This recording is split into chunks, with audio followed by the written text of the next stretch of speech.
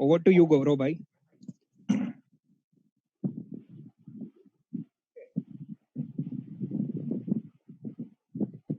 So good evening to all of you.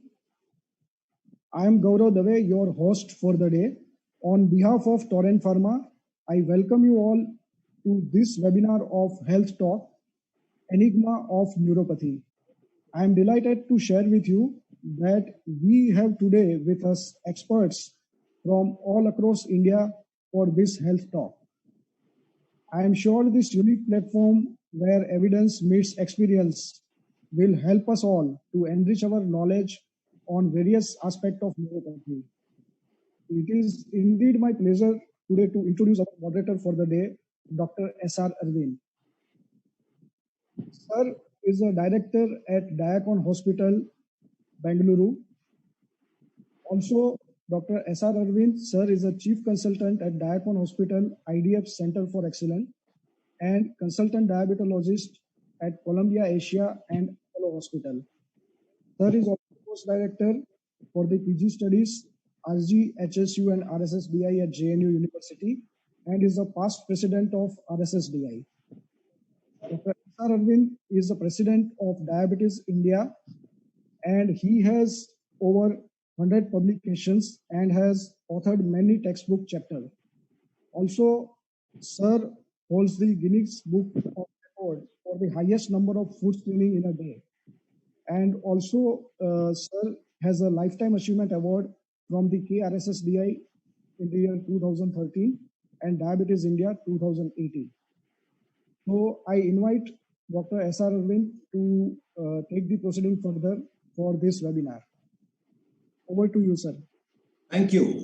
Thank you, Gaurav. And then the audience can listen to my voice only at this point of time. May I request Gaurav to stop sharing his screen so that I can share my screen from now on. I think, thank you so very much, Gaurav, for that. So I will be sharing my screen from now on, and this is where we started. And I think it's a very new thing to be talking about neuropathy, because during the entire COVID time, nobody really spoke of the neuropathy. In fact, my grandmom was also asking me questions that whenever I asked her that I'm getting bored, she said, look, you have neither laid eggs nor hatched eggs. Why are you getting bored?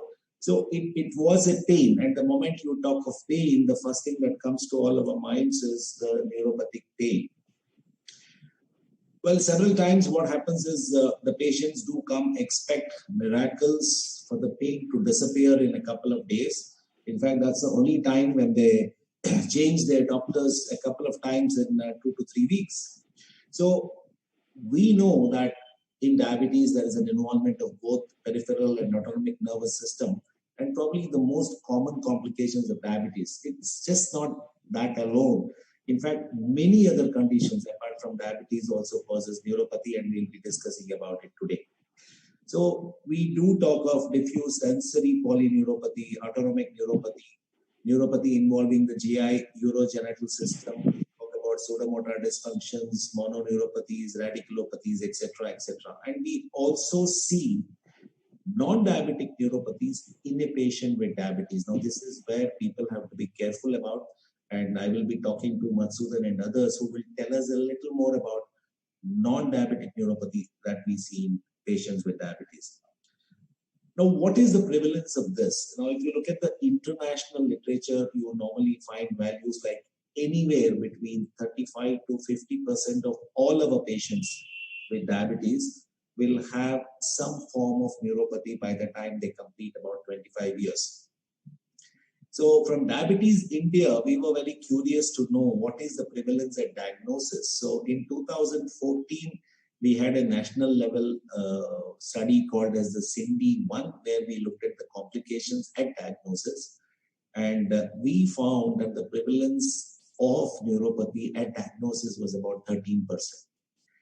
Now, in 2016, we realized that most of our patients are below the age of 40. So we wanted to see what complications are already prevalent in a newly detected diabetic below the age of 40, that is young onset diabetes. And we found to be very similar, 13.2% of our newly detected patients have neuropathy at diagnosis, which is a huge number. And we are dealing with 73 million diabetics in India. And the main symptoms of diabetic polyneuropathy include negative symptoms, that is, those related to the nerve fiber loss or dysfunction. It can be numbness or weakness, and positive symptoms, those related to abnormal function of surviving nerve fibers. It could be tingling pain, it could be burning, laceration pain, and they explain pain in different ways. Now, the symptoms start distally in the toes and feet, and the positive symptoms are usually worse at night. And up to 1/2 of the patients, this is very important. I'll be asking this question to Dr. Madhusudan later. Almost 1/2 of patients in India with diabetic polyneuropathy or asymptomatic. Now, this seems to be the main problem. So you have to be very, very clever in making a diagnosis early. And when you make the proper clinical examination in a patient who is asymptomatic, you can actually pick up mild to moderate and sometimes even severe sensory loss, because patients are not even aware of what is happening to them and they don't even complain about their problems.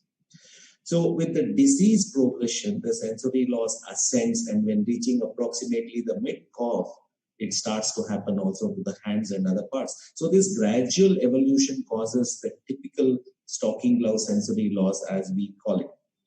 Now, to discuss all this, so we have an expert panel, and I'm very happy to introduce Dr. Madhusudan, who is going to be our neurologist, giving us all the details of this.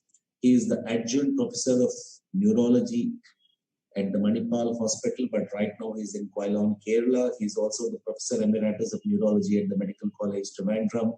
He's been a senior consultant neurologist at PRS Hospital Trivandrum. He has 36 publications in national and international journals. He has contributed 15 chapters. So a person who can tell us all about clinical neurology in very, very simple terms. Welcome, Dr. Madhusudan. I'm very happy to be introducing you, sir. Okay, thank you, Dr. Arvind. And then we have Dr. Vijay Sathi, who is my colleague of mine from Bangalore. Is an MD. He's an MD and a DM endocrinologist. He's a professor and head of the Department of Endocrinology at Vaidehi Institute of Medical Sciences and Research Center at Bangalore. He was the best resident doctor at KEM Hospital, Mumbai. Ran away because of Corona, I suppose. So we'll talk about it later. He also got the Young Investigator Award at Vellore 2013. He has over 70 publications in national and international journals. So he'll be talking about many ways in which neuropathy can affect both in diabetes and non-diabetic problems related to endocrinology. And Vinod Padmanabhan will be our third panelist. He is an orthopedic surgeon. He is the head of the department of Silverline Hospital and Sri Sudhindra Medical Mission at Kochi. His special interest is arthroplasty, complex trauma, arthropathy, and sports injuries. He has keen interest in research and has many publications, including 7 international publications in index journals. He has had numerous presentations to his credit in various state, national, and international conferences. He has won twice the Best Paper Award in Orthopedic Association conferences, and he is the past secretary of the Kerala Orthopedic Association and executive committee member in the Indian Orthopedic Association and IMA Kerala State. Well, Banshi should have been introduced first, but Banshi is known to everybody in the country today. Who doesn't know Dr. Banshi Sahu? And he's the president of the RSSDI at this point of time, and he's also the honorary secretary of Diabetes India, which is also co-hosting this program along with Torrent. He's a very young, dynamic, energetic diabetologist. He's the chief diabetologist and chairman of Diabetes Care and Hormone Clinic, Ahmedabad. He's been honored with several fellowships, and you can see the list. And I'm sure if anything else is left, that will also come to him. And presently, as I mentioned, he's the president of RSSDI, and then he's the executive secretary of Diabetes India. He has contributed immensely to movement of diabetes in our country. And then I have to say that we have worked together in many of the projects so far, and I'm happy to have Dr. Banshi here. Dr. Banshi, you have muted your video. I'll be happy if you can come on show you. Thank you so very much. Thank you. Now, with that quick, brief introduction, I will come to the topic straight away, and the topic starts with the neurophysician, Dr. Madhusudan. I'll be asking you the question, sir.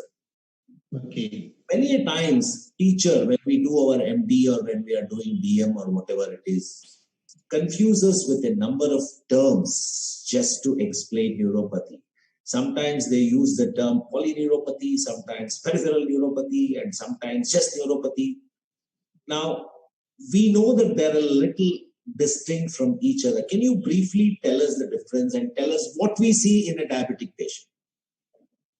Okay, the term peripheral neuropathy, in a simple way, you can say disease of the peripheral nerves. Is it not? But it is not. It is not so. What is exactly peripheral nerve?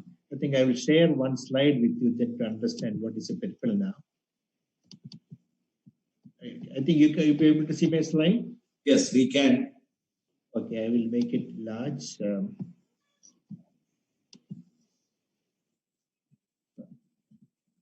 If you can see this diagram, Yeah. this is a dorsal root, this is a ventral root that join to form the common peripheral nerve. So this is actually the peripheral nerve. So if you use the term peripheral neuropathy due to disease of the peripheral nerves, that should not include a radiculopathy or a ganglion neuronopathy or anterior horns should not be included. Okay, but is it a disease of the peripheral nervous system as say? When you call peripheral nervous system, is that part of the nervous system outside the pia? That means outside the spinal cord here. So these are all will come under peripheral nervous system. So some people use it differently, but commonly we all use neuropathy for which includes radiculopathy, plexus, ganglion. They all come under that. And moreover, since disease of the peripheral nerves per se, as told here, lesions here, can also be mimicked by disease of the roots, disease of the ganglion, even disease of the anterior horn cells from which the motor nerves arise. So in fact, anterior horn cell is also mimics peripheral. So ideally, the peripheral neuropathy should include all these affection of all these things clinically, because it is our duty, not that is it the peripheral nerve itself affected or anterior. That's our aim to find localize. So that should be the term used there. If you ask me what is the difference between peripheral neuropathy and polyneuropathy, it's essentially the same. Then you asked what is neuropathy per se. Neuropathy is a very vague term which involves only all the things. But generally, the neuropathy can, as you already said in your introductory speech, it can affect only one nerve, it can multiple nerves. But when more than one nerve is involved, if a single nerve is involved, we don't use the term peripheral neuropathy. Peripheral neuropathy means more than one nerve should be involved. Again, there is confusion whether to call peripheral neuropathy for distal and symmetrical involvement or not. But whatever it is, neuropathy is a general term which involves whatever it is. But peripheral neuropathy, multiple nerves has to be involved. And this should also encompass ganglion neuronopathy, anterior horn cell loss, and radiculopathy. That is my answer to the question. Thank you. Dr. Madhusudan, if you can stop sharing the screen, I can come to the main thing. And the next question is going to be to Dr. Banshi Sabu. I see him a little busy. Banshi, we have been talking about neuropathy as one of the microvascular complications of diabetes along with retinopathy and nephropathy. There is a definite correlation between retinopathy and nephropathy. We always say that, look, if there is no retinopathy, you need not have to see nephropathy, even though, of course, we know it's not true now. Is there a correlation with microvascular complications of diabetes with neuropathy, other microvascular complications? Suppose I see a patient with neuropathy, do I also have to suspect other complications? So there is always a correlation between diabetes and different complications. If you see, but there is no direct correlation between different microvascular complications. Neuropathy is not directly correlated with nephropathy and retinopathy. Likewise, the retinopathy and nephropathy we see more. You may have a patient of a well-controlled diabetes who may have a neuropathy, may not have retinopathy and no nephropathy. I mean, no nephropathy and no retinopathy, but he may have a neuropathy. The similar way, you may have an uncontrolled diabetic patients who may have retinopathy, who may have nephropathy, but still there may be very less Okay. So I think the answer... neuropathy, which is also possible. So somehow the pathophysiology of neuropathy... Hello? Dr. Banshi, your voice is not very clear. Is there a problem with the internet at this point of time? We are not able to hear you. This one is frozen. Okay, I think as your internet becomes better, I think I will quickly move in and ask the next question to Dr. Vinod, who is our orthopedic surgeon. As physicians and diabetologists who have been seeing cases, when it comes to differential diagnosis, basically we are taught about for uremia, look for alcohol, vitamin B12. Dr. Banshi, I'll just come back to you because you were not this one audible. So as physicians, we basically look for uremia, alcohol abuse, vitamin B12 deficiency, and certain carcinomas, lymphomas, and all that.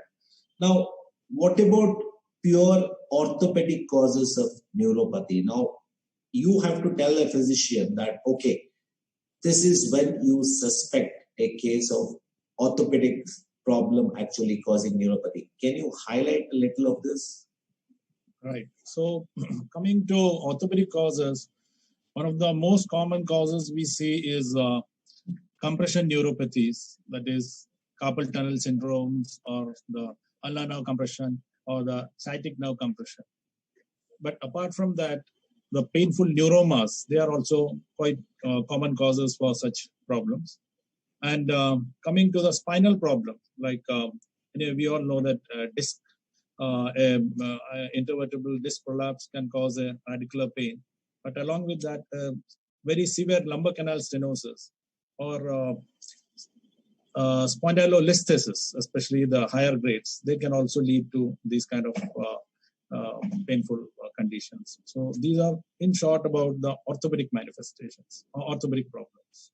No, at what time do you tell a physician, look, this is not related to your diabetes, look for orthopedic causes? And is it after treatment and failing with the treatment, or when do you tell or advise a physician, look, you suspect for orthopedic causes at this point of time? Right. So coming to at rest, usually the diabetic neuropathy, this will be always that patient will be complaining of numbness, tingling, or pain. Whereas these are the causes where the patient will complain of pain when the movement is taking place, especially while they say after sitting for a long time, when I get up, I get a numb foot, or especially at night, as the carpal tunnel syndrome pains usually come at night. So after keeping a hand in certain positions while doing certain activities, the pain is more or the numbness is more. So these are probably, I would say, when I would say tell the physician that look, it is more of orthopedic problem than medical problem. Definitely NCV and MRIs help in diagnosing those little better than clinical, along with the clinical examination. Thanks, Vinod. Now I'll zigzag between Banshi and Vijay Satya. Dr. Banshi, you are answering the first question. Okay, correlation among microvascular complications. But then your internet had some problems.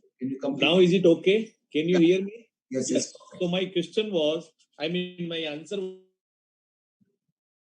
was that diabetes neuropathy is not so much correlated like with other microvascular complication. The retinopathy and nephropathy correlation is much more. But once the patient develops any complication of diabetes, they are also more prone to develop other complications. But it is not so much correlated like nephropathy and retinopathy, so much so that a patient of a nephropathy, 90% of the chance patient will have a retinopathy. If he does not have retinopathy, you have to think of other causes of diabetes kidney disease. But that's not sure in diabetes neuropathy. In a patient of diabetic neuropathy, you may have a patient without retinopathy, without nephropathy, and there are patients who have retinopathy and nephropathy, but they may not have neuropathy also. So the neuropathy, even it may have with a tight controlled diabetic patients may also have a neuropathy, and a patient with an uncontrolled diabetes with a longer duration may also not have a neuropathy also. So somehow the pathophysiology of neuropathy is not so much, well explained with the uncontrolled diabetes or duration of diabetes, everything. But the patient with neuropathy, I think your internet is giving some problems, Dr. Banchi. When you're about to come to the climax, somehow it seems to be disappearing. Okay. Now I will move the question to Vijay Sarthi at this point. it is more difficult to treat, and it is always the orthopedic causes also. Yeah. Banchi, I just cut you here. Okay. Thank you very much. Vijay, I'm now coming to you with a similar problem. You have an uncontrolled diabetic who also has hypothyroidism, who also has a little alcohol. And in the literature, we study that neuropathy is common in hypothyroidism. Now, he has stopped alcohol. Now we have treated him for diabetes. Now, how do I know that this neuropathy is because of hypothyroidism and not related to diabetes, alcohol, or B12, or whatever it is? In fact, it's a tricky situation. So when we have multiple causes, attribute the neuropathy to one particular cause would be possible only when we treat it and then we see a response. But in any case, if you have an active hypothyroidism, which obviously would be confirmed or diagnosed by doing a serum TSH.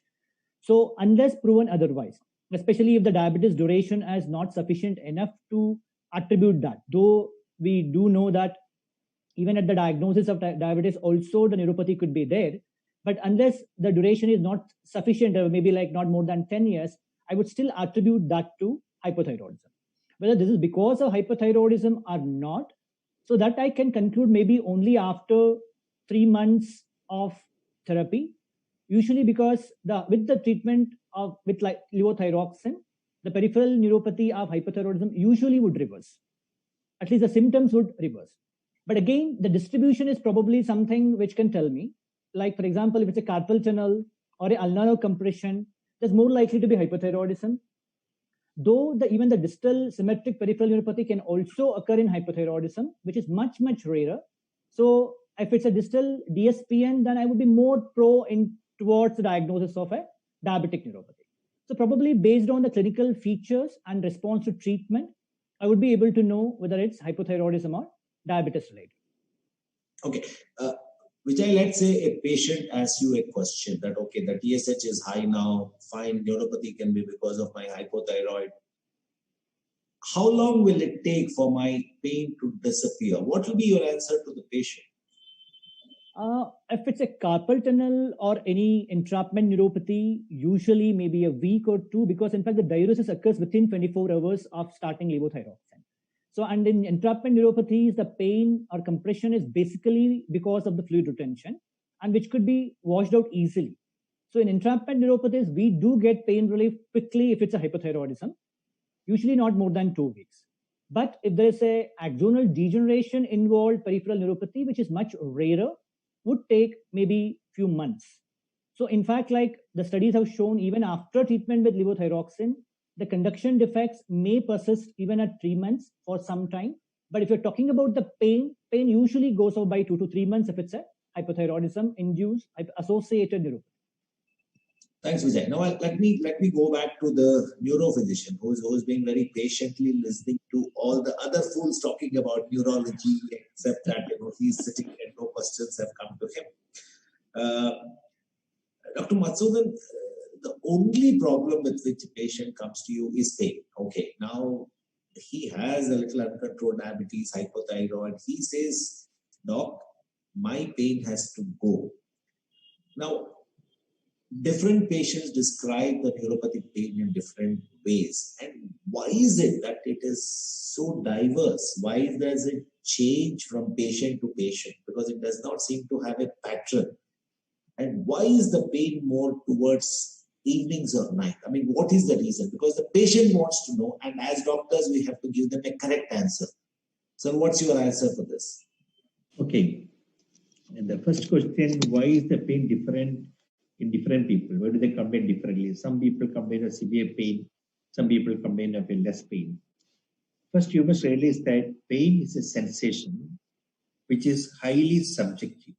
All sensations are subjective, especially pain. So a particular person have a severe, for example, severe retinoid tumor, he may complain only heaviness. Other lady with the myofascial pain syndrome may complain of screaming with pain. So the subjective experience of pain is highly variable, and the tolerance also variable depending upon the neurological status. What I meant by that, it has also got a large pain fibers got a large connection with the emotional part of the brain. It's also depending upon many factors why they complain of pain. So the pain threshold varies from individual to individual. That is why some people complain of more pain, less pain. One, number one. Second, especially in diabetic neuropathy, it all depends upon what type of fibers are affected. See, you can have a severe neuropathy with loss of large fibers producing unsteadiness, imbalance, loosening supples, but no pain. On the other hand, you can have another diabetic patient. There's only pain, nothing, no other finding. Reflexes are normal, sensations are normal, pain is normal, still pain. So that is high variability is well known in diabetes. Even a conduction study cannot help in small fiber neuropathy because it only detects large fiber. Then what's the next question? I think you asked to us why is it more towards evening and night? I mean, most of the patients say that daytime somehow I'm able to pass, but towards evening, night. This is not unique to diabetic peripheral neuropathy. All neuropathy, whatever be the condition, or plexopathies, they also produce. They are more worse at night. Generally, I don't know whether it's a real explanation for that. This is my presumption is that at night you are free, you have no worries, nothing, no other job to do, only think about your complaint and pain. You're more concentrated on that. So that's also well known. Studies have shown that your pain is activated by situations like depression, climate change, etc., etc. So it's also highly variable. Here, probably I'm not sure. Probably it is because of the fact that there is nothing else to do and think about. You concentrate your pain and then pain gets worse. That may be the only explanation. Okay. Vijay, let me take the same question. Why is the pain more at night? In fact, the Williams textbook of endocrinology talks about axonal regeneration to happen more towards evening and night, which is the normal biorhythm of the body. I mean, you are heading the department of endocrinology, and how much of truth is there? Because even there, they don't have enough of evidence to say this, as Dr. Madhusudan said. Is it the axonal regeneration that causes pain at night? No, sir, I don't agree with that. Actually, though there could be that the report is fact, but like attributing that more pain sensation in the evening to the diurnal rhythm in the axonal degeneration, we can't really quantify that actually. In fact, like my patients who are sitting idle in the mornings, they start sensing pain even at 10 o'clock in the morning. So probably I would rather agree with Dr. Madhusudan that it's more of that you are more relaxed or at leisure, that you have time to focus on your pain. That's the real reason for worsening in the evening hours. Okay, thank you. I think Banshi, I can't see Banshi's video. I don't know. I'm very much here. So now what I'm doing is I'm stopping my video. So at least. Okay, so at least my net connection may be better. Okay. If I just stop my video and I will be. Yeah. Banshi, I'm asking you this question, and the same question will go to Vinod later. How often do you take the help of nerve conduction studies to make a diagnosis of neuropathy as a diabetologist, because patients want some kind of a proof? Vinod, how often do you take the help of an MRI to make the diagnosis towards orthopedic causes of neuropathy? Banshi can answer first. So the first thing is for NCV, we take not many times, to be very frank. It is mostly the clinical diagnosis with a uncontrolled diabetes, a patient with a sensory neuropathy, or when we have a painful neuropathy, we first try to treat the patient with a good glycemic control and giving them like a pregabalin, treating them with B12 deficiency. And there are more medication which we are giving, but they are not recommended, but we are giving them like vitamin D or the other vitamins or even the Eldolin sort of medication also. But if patient is not getting treated because of that, or there is we are suspecting like an entrapment neuropathy, or it's not peripheral neuropathy which is bilateral symmetrical, or asymmetrical neuropathy, or acute onset of neuropathy, and then we send the patients for NCV. So I mean, as a diabetologist or as a clinician, I don't send all my patients of diabetic neuropathy for a EMG, NCV or NCV alone, or to send them or neurophysician. Because we know that around 65% of our diabetic patients at some point of time, they develop neuropathy. Okay. Now we know. So we send only 5% of the. Okay, but I'm moving to Dr. Vinod. Vinod, how often do you use nerve conduction studies, and how often do you use MRI in orthopedics to make a diagnosis of neuropathy? So nothing like a good clinical examination, sir. So initially, once you do a good clinical examination, definitely you get the diagnosis of carpal tunnel syndrome or entrapment neuropathies. But whenever we are suspecting, initially we would like to treat it with medication and exercises.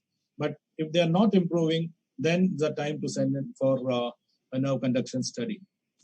Upper limbs, we tend to do more of nerve conduction studies than the lower limbs.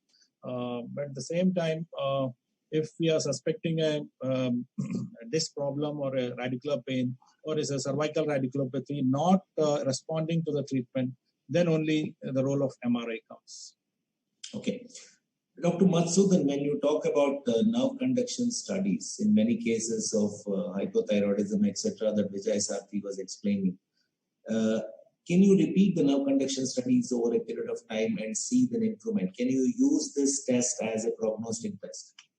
No, before that, I may add to what Dr. Vinod and Vijay Sarthi has told. No, I perfected with all of them that I do not do a conduction study in a typical classical diabetic cell peripheral neuropathy. It's not indicated. It may not even be positive in small fiber neuropathy. It's only pick up large fiber function. But having said that, there are certain situations where it's required. When there is an atypicality, for example, the sensory loss is extending above the knee joint, or the sensory symptoms are occurring in the upper limbs more frequently or commonly. Because diabetic neuropathy somewhere or other does not have the upper limb, very rare to involve the upper limb. If upper limb is involved, it's more like a mononeuropathy with carpal tunnel syndrome and things like that. So in such situations, nerve conduction is required because of there are other mimics which can maybe diagnose. For example, CADP can coexist with, CADP means chronic inflammatory polyradiculopathy can coexist with the diabetes. Similarly, as Vinod said, the pain characteristics is not typical of neuropathy. They can have radicular pain, and the sensory pattern and the motor weakness, the precipitating factors of the pain, all suggest a root involvement where you suspect some other pathology. Then you have to go for an MRI. And conduction study is also helpful to localize whether it's a radiculopathy or a neuropathy. Then the nerve conduction is required. There is no meaning in go on repeating the nerve conduction study at all. That depends upon what type of neuropathy you are dealing with. For example, the commonest type of distal symmetrical sensory polyneuropathy. Once it is occurred, it is occurred. It is not going to reverse at all. So there's no meaning in continuing treatment, doing repeated nerve conduction study at all in those cases. It has got a value in compressive neuropathies like carpal tunnel syndrome and other compressive neuropathies. There is also a question from one of the delegates who is listening to this. I think it's Dr. Sujit who has asked a question. Is diabetic neuropathy reversible at any stage? So Dr. Madhusudan can take that question right away as we are talking about this. Yeah, I'll tell you. There are neuropathies which are totally reversible in diabetes. There are certain types that are reversible. For example,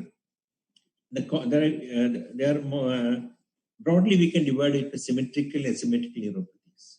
The symmetrical neuropathies like symmetrical distal sensory neuropathy or autonomic neuropathy, so-called tabetic, pseudo-tabetic type of neuropathy, they're all non-reversible.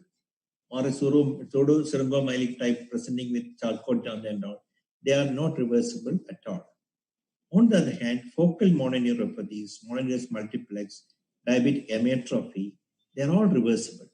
Similarly, certain neuropathies like acute painful sensory neuropathy occur in catalytic patients. They're also totally generalized neuropathy, but totally reversible.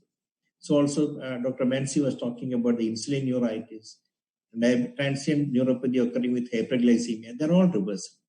So there are certain types of neuropathies in diabetes which are reversible, but the large majority which is constituted by the distal symmetrical sensation neuropathy is not reversible.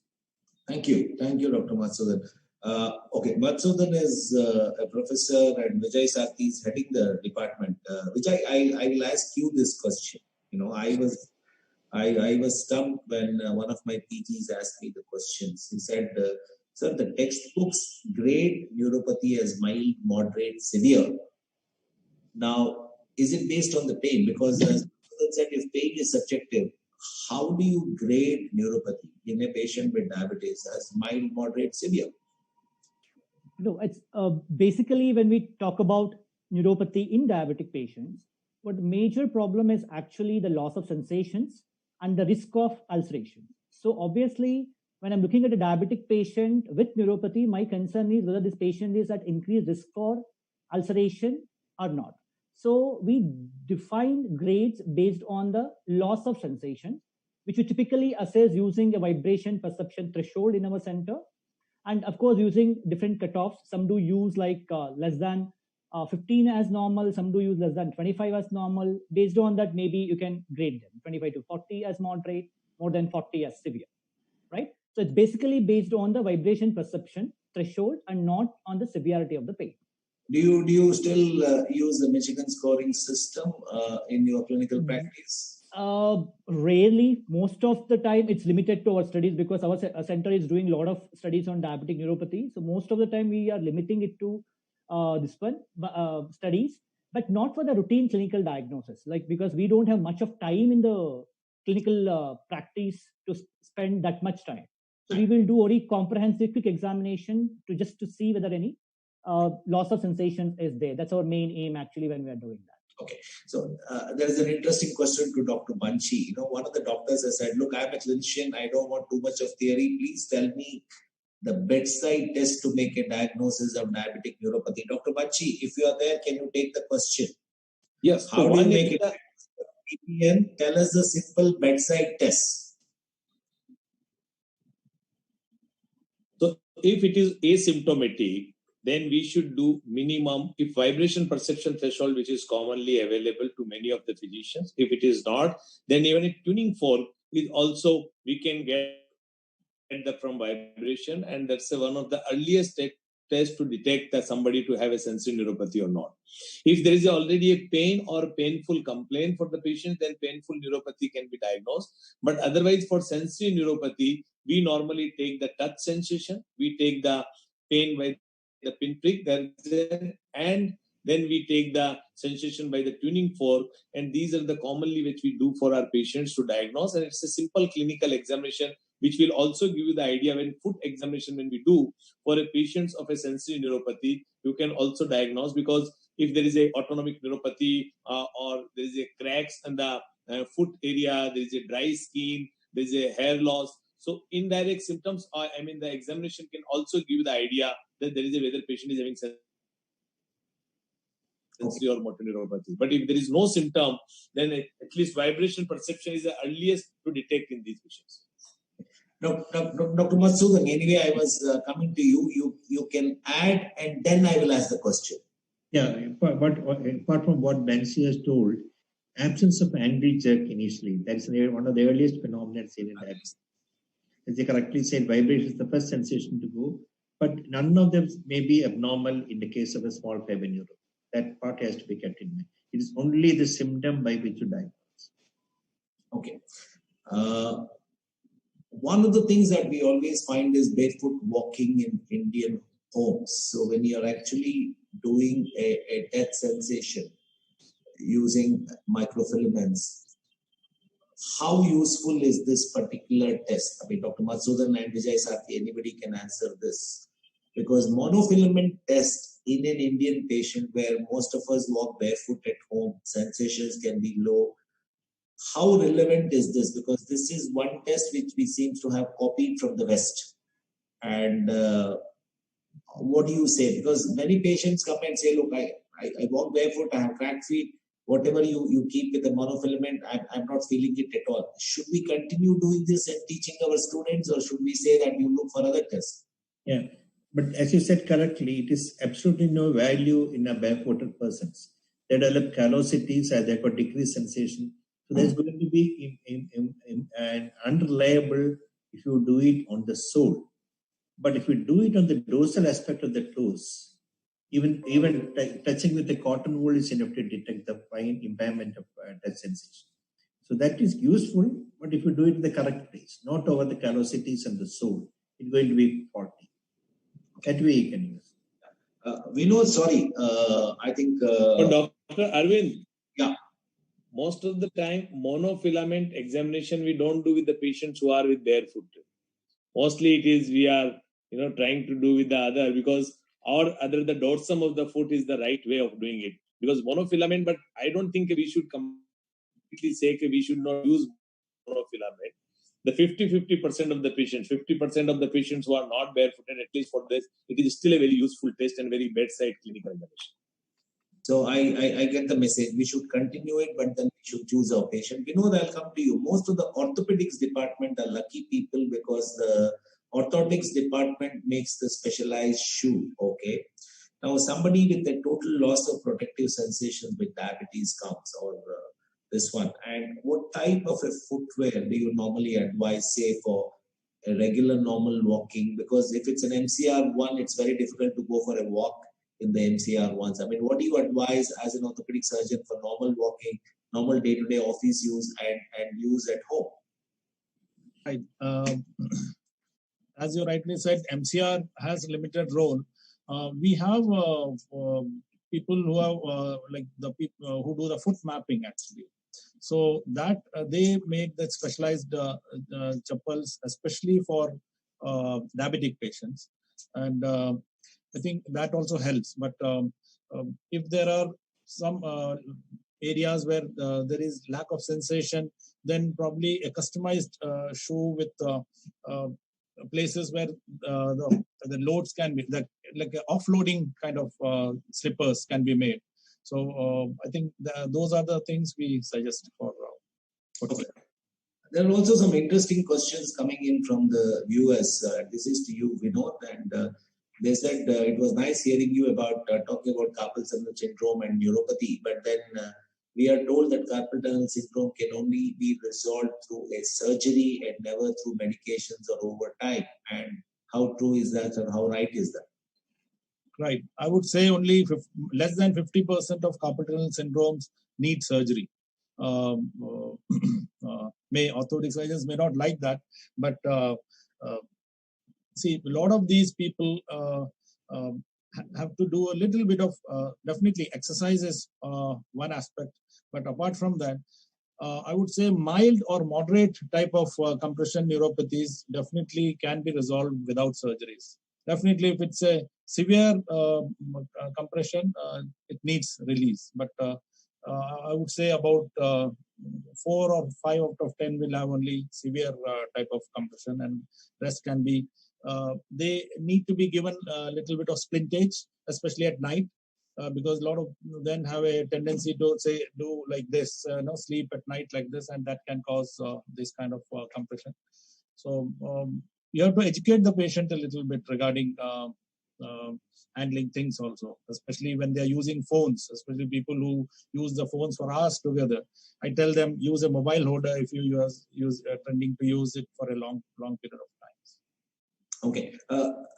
Vijay, there is a competition between plastic surgeons and orthopedic surgeons when it comes to the surgery of carpal tunnel syndrome.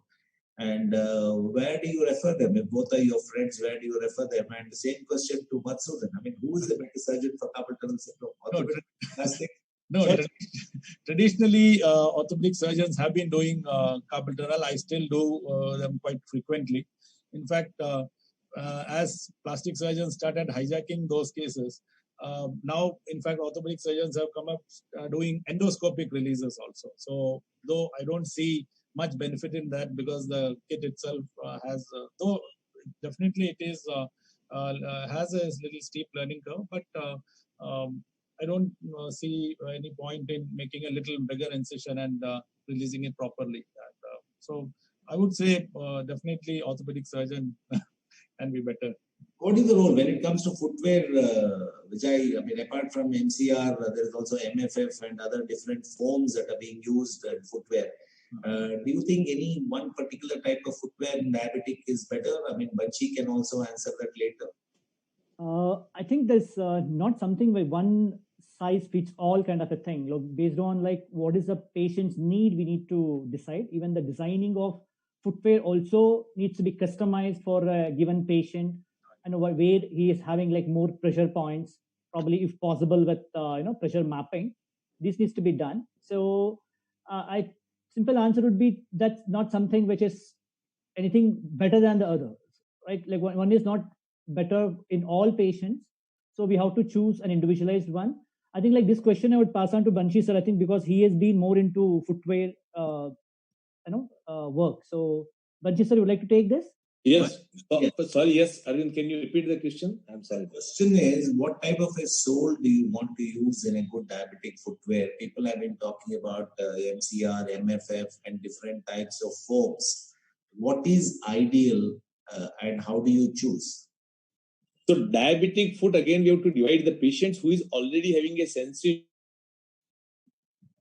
neuropathy and at the risk of developing diabetic foot. But at present, he does not have any deformity. That does not mean he requires a dedicated diabetic footwear. Only thing is, he requires a protective footwear. All the time, his foot should be protected and he should not get any injury. But at this point of time, he does not have callosity or he does not have any deformity. Now, the second stage, when he have a callosity. When he have a callosity, then we have to get the foot in such a way that the pressure has to be offloaded. Because otherwise, at the same callosity, he is going to develop some or other ulcer. Then the third variety comes when he is having already a deformity, and it means a deformed foot with a Charcot foot, or he is having some deformity. Then he requires a orthotist opinion, and where the MCR and any material which you use, but it is not a very comfortable material, or the shoes which we are creating for these diabetic patients, a dedicated footwear. Sometimes aesthetically it is not good, or even he can't walk also, and we don't advise also patient with foot and with the deformity foot, because otherwise he's going to develop some or other problem. And if active ulcer is there, or even a ulcer is there, the patient will have more problem, and then we require a dedicated footwear which has to just protect the foot, because otherwise this will develop in a bigger complication and patient may require amputation. So normally, who requires diabetic footwear, that also we have to divide. The patients with sensory neuropathy, not at the risk, I mean, he's at the risk of developing diabetic foot problem, but not having any deformity, no callosity. I just allow him, or I give him advice to have a protective footwear at the home as well as when he goes out. Okay, thank you, Banshi. Quickly, we know what is an ideal footwear for a Charcot's foot, because that's a problem, that's an area where Indians are lagging behind. You can't put any pressure on the foot. He is alone, he has to work at home. How will you manage? Right. So definitely, I was just coming to adding to Dr. Banshi. Initially, the role of total contact cast is, I think, very important before going for a footwear also. The moment you see a lot of people, especially orthopedic surgeons also, tend not to take x-rays initially, and they are missed, especially the Charcot foots. So I would say definitely get an x-ray done for the diagnosis of Charcot foot. And after that, the role of total contact cast. Once the patient, and definitely you have to keep whatever he does, I think they have to be kept non-weight bearing for at least 6 weeks before removing the cast. And I would say, in fact, there are some offloading casts are there. In fact, but it's a little cumbersome to use, but it definitely makes a lot of sense using those offloading casts. And once the cast is removed, probably I would suggest the patient go for an air cast kind of thing, if the patient can afford. I think like what we call as a pneumatic walker.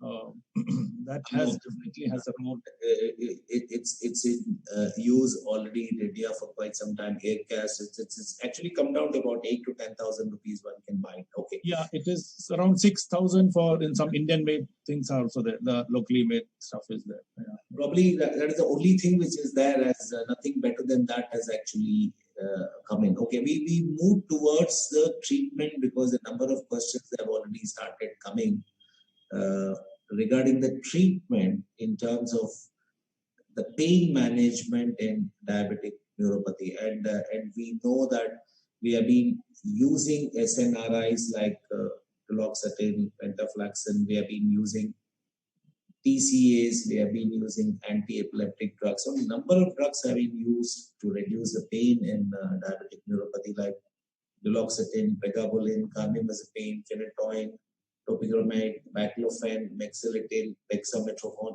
Many of them are being used, but unfortunately, there are no well-executed studies comparing the effectiveness of these drugs with the conditions. So it's kind of a trial and error. So when it comes to the practitioners, it becomes a little difficult because there are no clear-cut guidance as to, look, this should be your first line of drug, this should be your second line of drug, this should be your third line of drug. And that is when the pharma companies also say, look, this works the best, that works the best, etc. So today we will kind of focus first on pregabalin because that is the one which is widely used. So I will start with Dr. Madhusudan. Dr. Madhusudan, where does pregabalin stand today with respect to the treatment of painful TPN compared to other drugs? In fact, in my practice, I use as the first line treatment is pregabalin. And pregabalin combined with duloxetine, that's the first two drugs, usually combine both the things together. And only problem with pregabalin is that you have to slowly hike up. And many times I find that the dose given by the people are highly inadequate. That is where they're not getting the relief. You have to hike up slowly by 75 milligram add-on, going up to 300 milligram. I usually give up to 300 milligram, 150 milligram BD, but only not when it's short. They will never take because of the side effect, but gradually hike it up. Similarly, duloxetine go up to 90 milligram, they could good response. If the people do not respond to this combination, then I go for the third line. And the preferred drug now I use is lacosamide because it is well tolerated compared to oscarbazepine or other carbamazepine. So I can easily hike up to 200 milligram BD or 3 times daily. And that do also very good, very well people respond to lacosamide along with these combinations. I think these three drugs are really can do good work in Europe. Okay, so before I come back to this, there is a question to Vinod. Vinod, what about steroid injections for carpal tunnel syndrome? That seems to be one of the questions. And why have you not tried hydrocortisone injection at the site for carpal tunnel syndrome, which was practiced before? Yeah, because of the side effects, to put it bluntly, a lot of nerve injuries have taken place in carpal tunnel syndromes because of these steroid injections. So I would say for a carpal tunnel syndrome, I would say steroid is a strict no-no. Rather, you wait and watch. So if you want, even if you are so keen on putting the patient on steroid, you may use a short course of oral steroids, but don't use intra steroids into the carpal tunnel. Rather, another 10 minutes and you can release it and do a good job. Okay. So the next question, both Vijay Sarthi and Banshi can take it as endocrinologists, diabetologists. Well, Dr. Madhusudan said the starting dose of pregabalin should be 75. You slowly increase it. And some people do complain of a little weight, giddiness, or too much of sleep and things like that. What do you do in your practice? How do you start and how do you step it up? And how long will you give it, Vijay Sarthi? So as long as pregabalin is concerned, sir, I'll always look at like what is the risk factor for the patient to receive pregabalin. So in a young patient, and especially among males, I'm very comfortable to start with 75, as sir has already suggested. But little older and female patients who are more sensitive for these side effects, either I choose a 50 mg tablet, which is also available, or sometimes because I need to change the drug quite often, what I do, I just choose a tablet form of pregabalin and just give half of it. So, and then as the tolerate after a week or maybe 10 days, I usually increase it to 75. Of course, after that, the further escalations would depend upon the response of the patient. Okay, let me now ask the same question to Banshi. Dr. Banshi, are you listening? Yes, yes. What are the drugs that you love to treat the neuropathic pain in a diabetic patient? Two commonly drug, one is a pregabalin with 75 milligram at bedtime. Second is duloxetine, which I use normally in my diabetic patients with neuropathy symptoms. So we start with the pregabalin, 75 milligram at bedtime, and try to see that the patient is not developing any complaints or side effects, particularly the giddiness, which is a very common side effects of pregabalin. Then we may increase it to twice daily or even 150 milligram sustained daily also. Duloxetine normally 30 milligram once in a day, and maximum dose I am using it not more than 60 milligram duloxetine twice daily. This is the commonly. Other than that, vitamin B12, D, and all of that. How long will you use it? How long will you use this drug? So normally it is around 12 weeks. So for 2 to 3 months, definitely when the patient symptoms or pain goes away. But if pain does not go, then it has to be continued for long period of time, maybe for 6 months or even 9 months or 12 months also. It's not like that we have to stop it. But if patient symptom goes away, we may taper it off or we may decrease the dose also. Okay. Dr. Madhusudan, yes, I was, you can finish, sir, and then I will ask you the next question. How long treatment should be given is decided by the patient. Sorry, your voice is breaking, sir. You're frozen. We can't hear you, Dr. Madhusudan. Did something happen to the internet there? Dr. Madhusudan? Not by the doctor. How long the treatment should be given? I'm not audible? You are now audible, yes, but then you're freezing in between. No, I think I just a minute. I think, yeah, right. Like how long the treatment should be given is decided actually by the patient.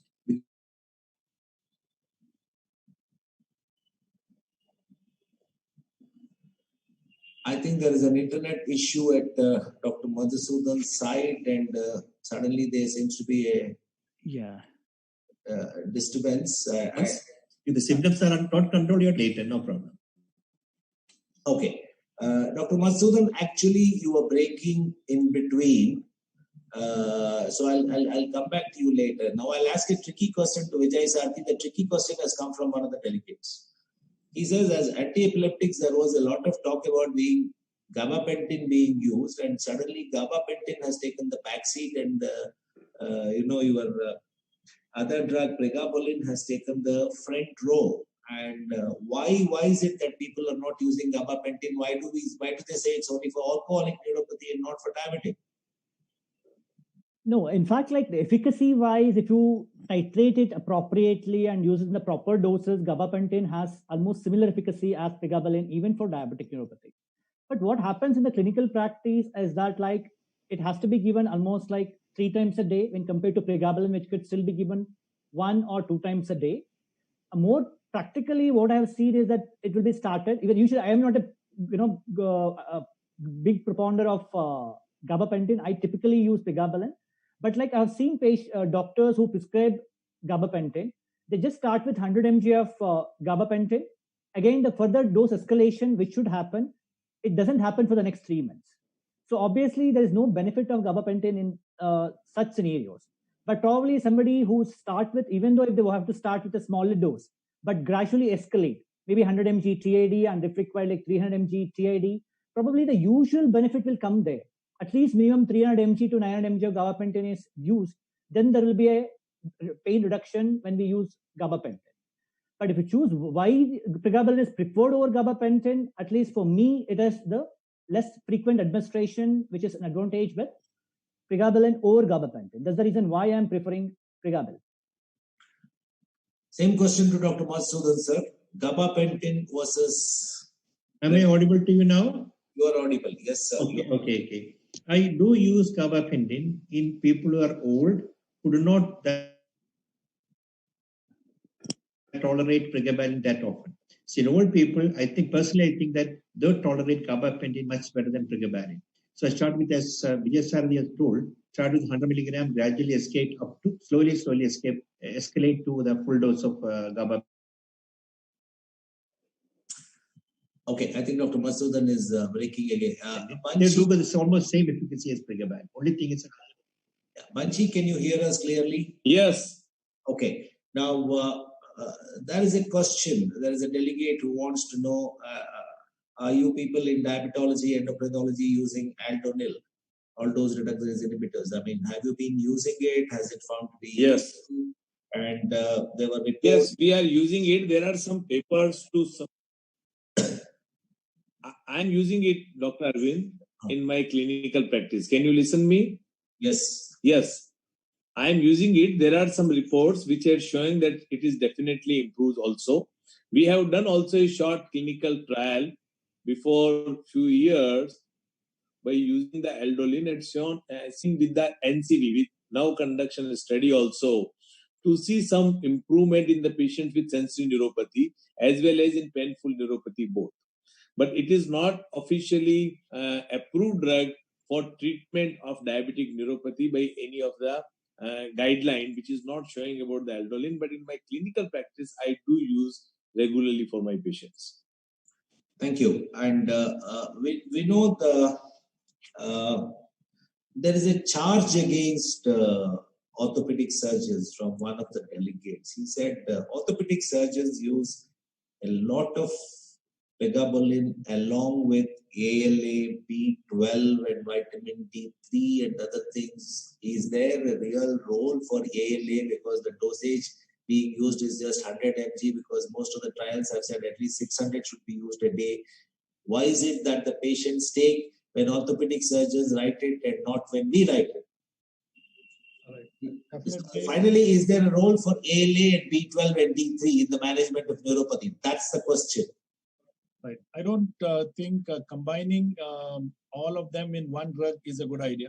Probably pregabalin should be used separately, and definitely B12 has a role. And if the other things are coming as add-ons, probably I don't mind it. But if you ask me, pregabalin has the definite role in neuropathies. Right. Okay, Dr. Madhusudan, an interesting question to you. Yeah. Is there anything wrong if I use pregabalin with duloxetine and amitriptyline in bad cases who continues to say that I have no sleep? I'm just mixing all the three groups of drugs that can be used in neuropathy. Yeah, in fact, you can combine pregabalin, duloxetine, no problem. They've got different mechanisms of action. But combining duloxetine with amitriptyline may not be a good idea, because both are SNRI reuptake inhibitors. But the one is norepinephrine inhibitor, the other is combined inhibitor. So if you give duloxetine, it has got the same efficacy as that of the amitriptyline. The persons who cannot tolerate duloxetine, you can go for amitriptyline in increasing dosage. Okay, Vijay Sarathi, this is another interesting question to an endocrinologist. I mean, why can't we just use simple painkillers in the patients with neuropathy instead of using drugs which are centrally acting? Painkillers seems to do the same thing, non-steroidal anti-inflammatory drugs versus the centrally acting drugs that we have been using for neuropathy. If at all, like if you choose a painkiller like an NSAID, if somebody is considering, obviously that's not recommended because the diabetic kidneys are already at risk. So further, we don't want to, try something which could be harmful to kidney, right? NSAIDs are out. But coming to the second set of analgesics, which could be like opioids, typically like tramadol or maybe even tapentadol, even the long-acting preparation. In fact, there have been studies which show that tapentadol ER preparation could be beneficial. In fact, one of the very approved drugs, if I remember it correctly, for the management of diabetic neuropathy. So they can be used in patients who are not responding to the common two drugs, like probably pregabalin with duloxetine combination, and especially even oxcarbazepine was started and not working. Or you can also use it as a short-term course when you're awaiting your pain modifiers to take some effect. For example, if today I started pregabalin, so you may not have the immediate pain relief, and especially those who have a severe pain, and I want some relief for a week or something before pregabalin takes up its effect, there also I can use it as a bridge therapy. But they can be used. I think Dr. Madhusudan has some say. Yeah. In fact, NSAIDs are contraindicated not because they affect what Vijay Sarathy has told, but because of the fact that these are neuropathic pain. For neuropathic pain, these drugs will not act. They are given for somatic pain due to inflammation. So, for example, due to some inflammatory pathology going on, then you can give. Tramadol is a good choice because it's got a central action, the pain pathways, the opioid pathway. So that way it is good, but not for the NSAIDs. It should actually not be given at all. And many of them do not respond to NSAIDs also. Okay. Dr. Madhusudan, there's also an interesting question to you, sir. I mean, it has been directed to you. The vascular pathology was also thought of in diabetic polyneuropathy. And earlier studies, they used a lot of pentoxifylline. Your comments on using pentoxifylline along with the other drugs for pain? Even though it's a microvascular pathology has been postulated as one of the etiological cause for diabetic neuropathy, this type of drugs have failed to show any benefit, and it is not to be given at all, not to be given in any type of neuropathy. Okay. Banshi, here is a question directly to you from one of the delegates. And he has said, my patient has just numbness and no pain, and he wants a relief. What is it that I should use to reduce the numbness? Because whatever I have given does not work on numbness. What should I use for numbness to disappear? Sugar is control, I believe that. Yeah. So if sugar is the control and numbness is there, and he had already used the pregabalin, but these are the duloxetine and pregabalin more works with the patient with painful neuropathy. Only with the numbness, the vitamin B12 and vitamin D, which is normal. After the reassuring the patient, normally we say that if patient is having numbness, it's a protective footwear, which is one of the most important things, because the patient with the sensory neuropathy may lead to some other complication of diabetic foot.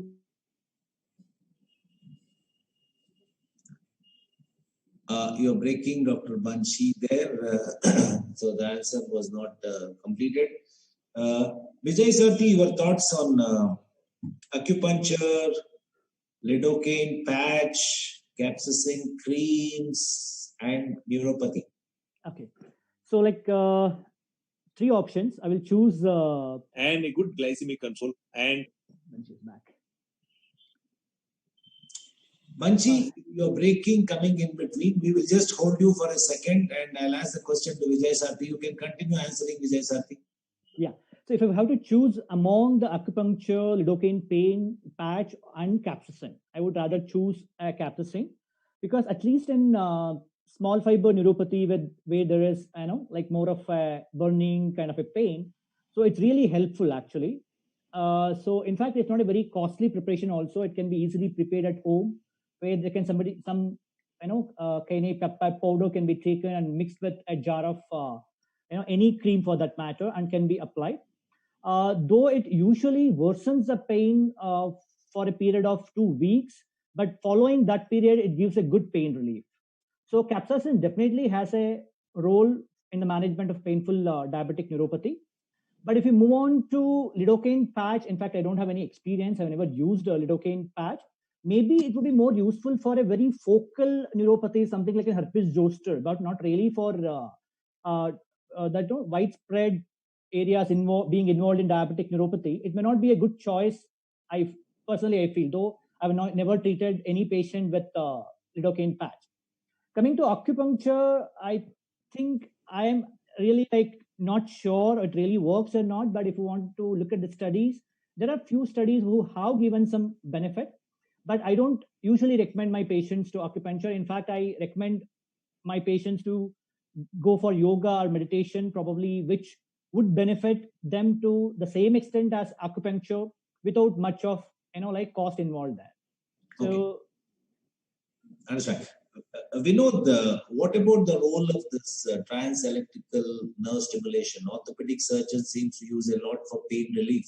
Do you have anything to add to that in neuropathy? Yeah, TENS has definitely a role in radicular pains.